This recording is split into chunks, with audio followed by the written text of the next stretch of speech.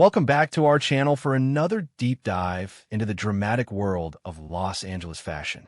Today is a beautiful day to unpack the latest explosive developments that are shaking up the canvas. Let us dive right into the heart of the corporate warfare that is currently redefining everything we thought we knew about our favorite dynasties. The glittering skyline of Los Angeles has always been a battleground for fashion empires. But the current atmosphere at Forrester Creations is thick with an unprecedented level of impending doom.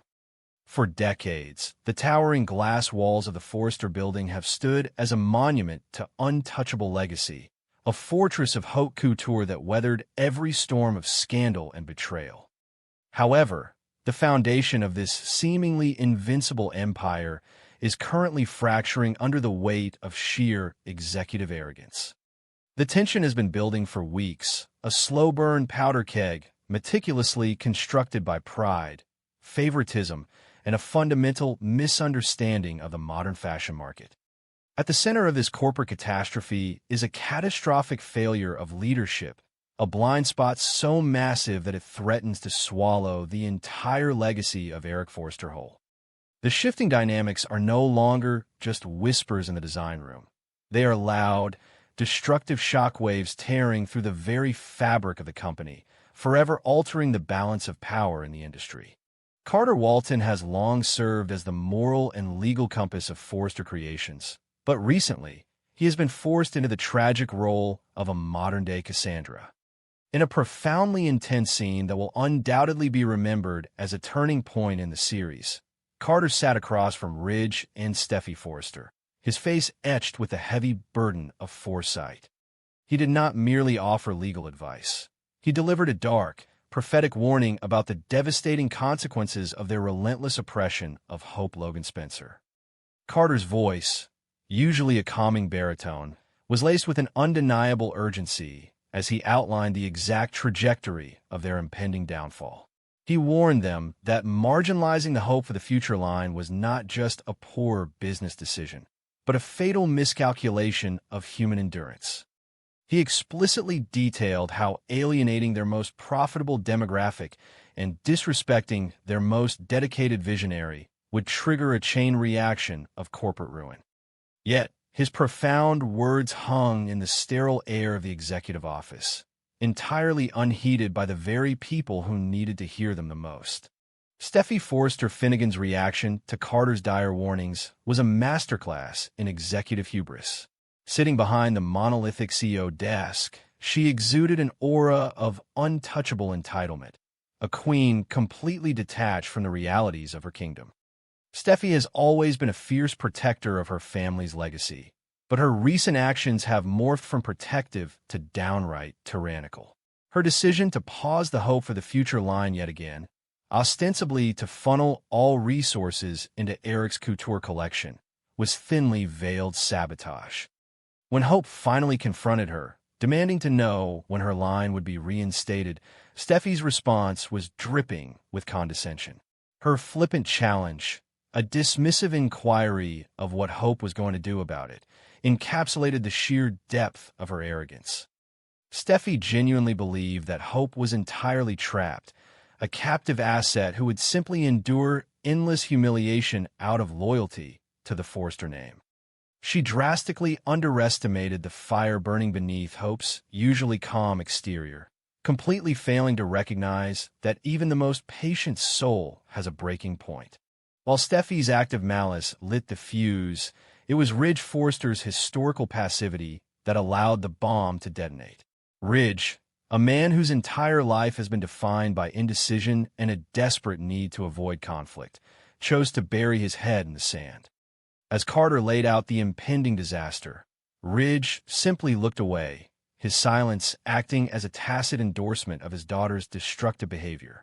Ridge has always suffered from a fatal blind spot when it comes to Steffi. He has pampered her, enabled her worst impulses, and consistently shielded her from the consequences of her actions. In his mind, he was simply supporting his daughter's vision, but in reality, he was allowing a tyrant to dismantle the ecosystem of his company. Ridge's subjective refusal to intervene, his cowardly retreat into the comfort of ignorance, was the ultimate betrayal of his responsibilities as a leader. He chose the path of least resistance, ignoring the glaring red flags waving right in front of his face. And in doing so, he effectively signed the death warrant for the company's current era of prosperity. The psychological transformation of Hope Logan Spencer has been nothing short of spectacular. For years, Hope has been the undisputed moral center of the canvas, the sweet, accommodating daughter who always sought compromise and peace. She poured her blood, sweat, and tears into Hope for the future, building it into a global phenomenon that consistently kept Forrester Creations financially afloat.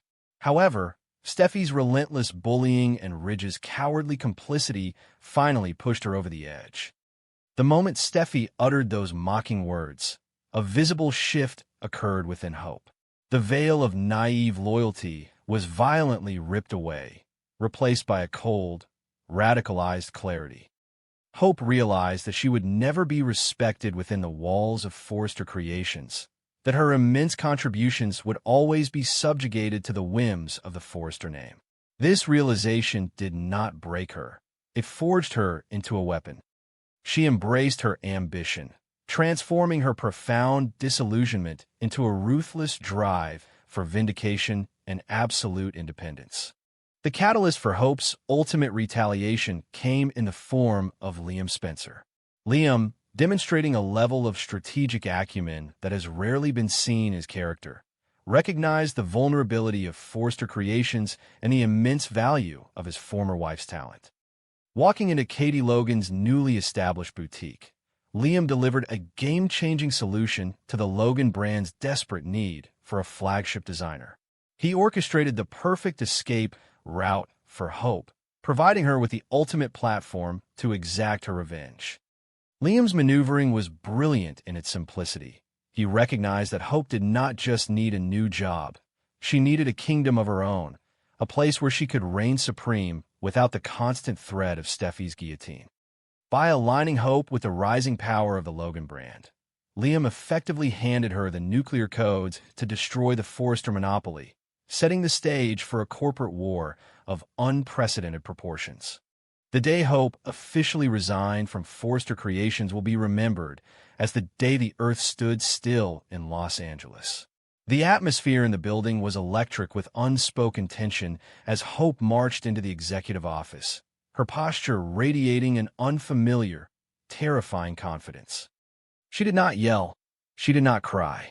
She simply delivered her resignation with a chilling, clinical precision, formally announcing her immediate defection to the rival Logan brand. The shock on Steffi and Ridge's faces was palpable, a visceral manifestation of their shattered illusions. They watched in stunned silence as the woman they had systematically marginalized walked out the door, taking her billion-dollar brand, her unparalleled vision, and the financial security of their entire company with her. It was a moment of pure, unadulterated triumph for Hope and a moment of catastrophic realization for the Forresters. The unthinkable had happened, and the foundation of their empire was suddenly crumbling beneath their feet. The immediate aftermath of Hope's departure was a scene of absolute devastation within Forrester Creations. The vibrant, bustling energy of the design rooms evaporated overnight, replaced by a suffocating, funeral silence. The realization of what they had lost hit the executives like a physical blow. Hope for the future was not just a side project. It was the financial backbone of the entire operation, the cash cow that funded the extravagant, less profitable ventures of the couture line. Without Hope's consistent revenue stream, the company's financial projections plummeted into the red. The creative void left by her absence was equally staggering. Zen Dominguez Forrester and the remaining design team found themselves paralyzed, entirely incapable of replicating the unique, youthful magic that Hope effortlessly channeled into her collections. The halls of Forrester Creations, once a beacon of innovation, suddenly felt like a museum, a relic of a bygone era struggling to survive in a rapidly evolving landscape. The corporate fallout extended far beyond the creative drought. It triggered a massive financial hemorrhage that threatened to bankrupt the legendary fashion house. As news of Hope's defection to the Logan brand hit the industry trades, panic rippled through the financial sector. Investors, who had heavily backed Forrester Creations primarily due to the astronomical success of the Hope for the Future line, began pulling their capital at an alarming rate. They recognized that without Hope, the company was a sinking ship, overly reliant on Eric's expensive, niche couture that simply could not sustain the massive overhead of the global empire. Ridge and Steffi were forced to watch helplessly as their stock prices plummeted, their credit lines were frozen, and their once loyal financial backers fled to the safety and promise of the booming Logan brand. The arrogance that had blinded them to Carter's warnings was now costing them millions of dollars by the hour, a brutal lesson in the unforgiving nature of the corporate world. Across town, the atmosphere could not have been more different.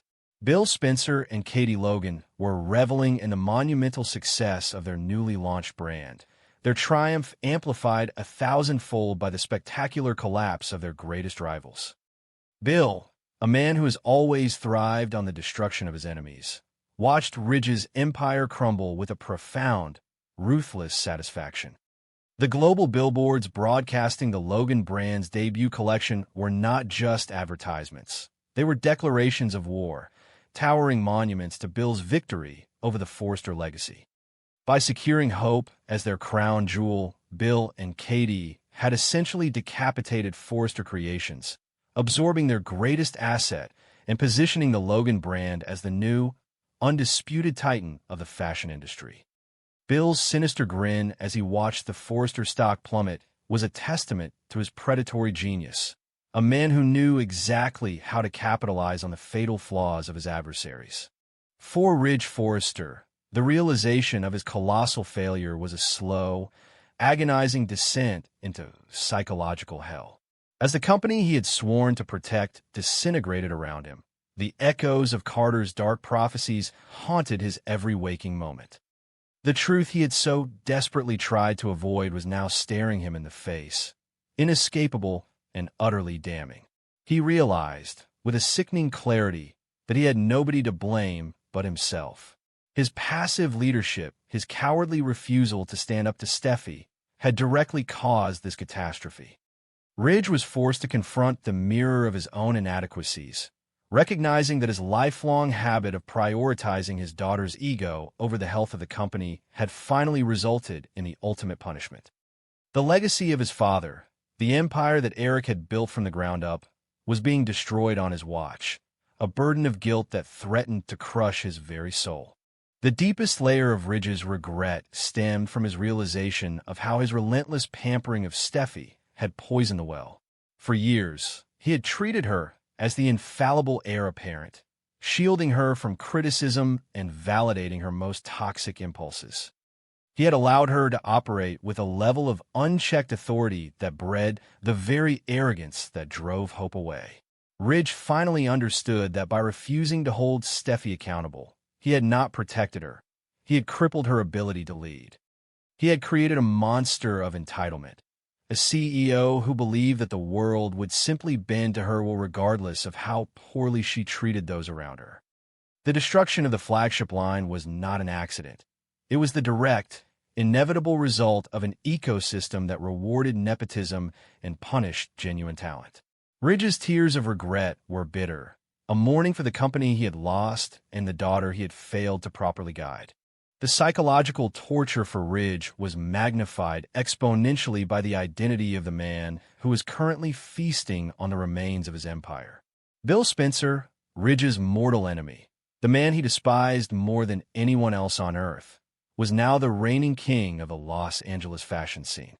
Ridge had to swallow the agonizing truth that he had essentially gift-wrapped the keys to success and handed them directly to Dollar Bill. Through his own inaction and subjective blindness, Ridge had provided Bill with the ultimate weapon, allowing the Spencer patriarch to achieve a victory that decades of corporate espionage and ruthless tactics had failed to secure. The sheer humiliation of knowing that his own incompetence had elevated his greatest rival to untouchable heights was a poison that ate away at Ridge's pride, leaving him a hollow, desperate shell of the confident executive he once was. Driven by the sheer desperation of a man watching his life's work burn to ash, Ridge was forced to make a decision that violated every fiber of his being. He had to swallow his legendary Forrester pride, a pride that had defined his entire existence, and embark on a walk of utter humiliation. The journey from the sterile, dying halls of Forrester Creations to the vibrant, bustling headquarters of the Logan boutique felt like a march to the gallows. Every step was a physical manifestation of his defeat, a grueling acknowledgement of his catastrophic failure. Ridge, the eternal golden boy, the man who had always demanded respect and deference, was now a beggar, approaching the throne of the woman he had allowed his daughter to systematically abuse. The atmosphere surrounding him was heavy with the weight of his impending surrender, a stark contrast to the arrogant swagger that usually accompanied his presence. The climax of this corporate tragedy unfolded in the sleek, modern office of the Logan brand, where Ridge finally stood before Hope. The power dynamic had completely inverted. Hope, radiating the calm, unshakable authority of a woman who had finally recognized her own worth, looked at the man who had failed to protect her. Ridge's voice, usually booming with command, was reduced to a desperate, trembling plea. In a scene of profound humiliation, Ridge begged Hope to return to Forrester Creations. He offered her everything, from total creative control to unprecedented financial incentives and a public apology, but the words sounded hollow, a desperate attempt to put toothpaste back into the tube. He admitted his monumental mistakes, confessing that his passivity and his pampering of Steffi had destroyed the company. He laid his soul bare, acknowledging that Forrester Creations could not survive without her brilliance. Hope's reaction to Ridge's desperate begging was the final nail in the coffin of the old Forrester regime. She did not gloat, nor did she display the bitter anger that had fueled her departure. Instead, she looked at Ridge with a profound, chilling pity. She listened to his apologies, acknowledged his regret, and then, with the absolute certainty of a woman who had found her true path, she declined his offer. Hope made it abundantly clear that the damage was irreversible, that the trust had been fundamentally broken, and that she would never again subject herself to the toxic environment of Forrester Creations. Her refusal was not an act of vengeance, but an act of supreme self-preservation. Ridge was left standing in the ruins of his own making, forced to accept that his apologies were too little, too late. The consequences of this saga will echo through the halls of Los Angeles fashion for generations to come, proving that in the ruthless world of high fashion,